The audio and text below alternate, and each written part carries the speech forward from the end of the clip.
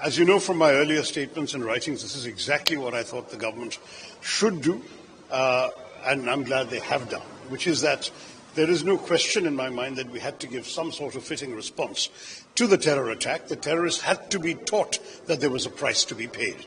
And sadly, this kind of impunity that they believe they enjoy would have only emboldened them to continue with further attacks. So it was important and essential to give them some sort of response that was a kinetic response. In addition to the diplomatic measures we all know about, the government announced various things, action on visas, all sorts of things. But today, what they have done is a fitting response. Secondly, it's been a calibrated, measured response. The government has taken very great care not to give the other side an opportunity to expand the conflict, in the sense that they have attacked only identified terror bases and launch pads.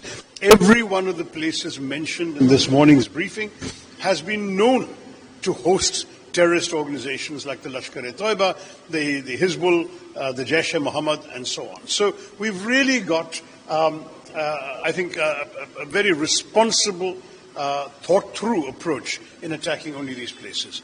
शुरुआत पहलगाम में हुआ, जहां हमारे 26 बेगुनाह लोग जिस तरह उनको मारा गया वो हम अभी भूले नहीं। उसी वक्त मरकजी हुकूमत ने कहा था कि इसका हम जवाब दे देंगे और अपने तरीके से दे देंगे। जवाब देने का तरीका यही था कि पाकिस्तान में कोई सिविलियन या कोई मिलिट्री जगह नहीं, सिर्फ वो जगह जो सब लोग जानते हैं, वहां यही इदारे काम करते हैं जिन्होंने पिछले 30-35 साल जम्मू कश्मीर में तबाही और बर्बादी फैलाई है, उन्हें निशाना बनाया गया। उसके अलावा कुछ नहीं। लेकिन उसके बाद लगातार कुछ इलाकों में जो पार के तरफ से बमबारी की गई, उसमें तो सीधा सीधा हमारे सिविलियन जो हैं वो टारगेट हुए। शुरुआत वहां से हुई, शुरुआत यहां से नहीं हुई। अगर पहलगाम में लोगों को इस तरह मारा नहीं गया होता, ये दिन नहीं आता, हम बड़े आराम से रह रहे थे। देखिए, ये घटना साबित कर दिया और उन लोगों पर करारा तमाचा है जो कहते हैं कि नरेंद्र मोदी जुमलेबाज हैं, नरेंद्र मोदी खाली आश्वासन देते हैं। ये साबित हो गया कि नरेंद्र मोदी जी ने कहा था कि हम कुछ ऐसी कार्रवाई करेंगे जिससे वो अपना समझ में आ जाएगा कि क्या उसको कार्रवाई करनी चाहिए, और कार्रवाई हुई। इसके लिए हम भारतीय सेना को, नरेंद्र मोदी जी को बहुत बहुत धन्यवाद देते हैं, आभार व्यक्त करते हैं।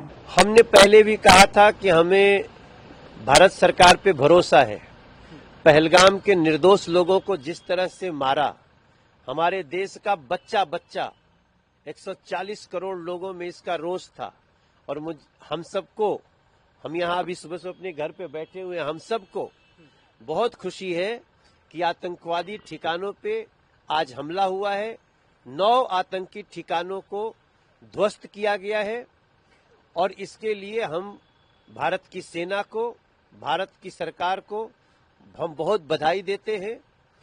और हमें इस बात का बहुत सुकून है कि मैं अभी देख रहा था कि सेना ने भी प्रेस कॉन्फ्रेंस की कि किसी भी आम नागरिक पाकिस्तान को, उसको कोई तकलीफ नहीं हुई है, किसी भी निर्दोष को कोई तकलीफ नहीं हुई है। सिर्फ 9 आतंकी ठिकाने तबाह किए गए हैं, वो जिन लोगों ने लगातार आतंक को अपना हथियार बनाया है। भारत आतंक का विरोधी था, आतंक का विरोधी है और आतंक का विरोधी रहेगा।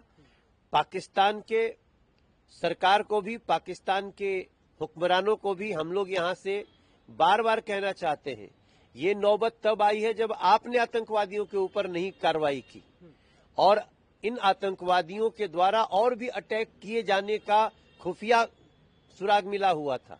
तो भारत अपनी सुरक्षा, अपने लोगों की सुरक्षा करना जानता है।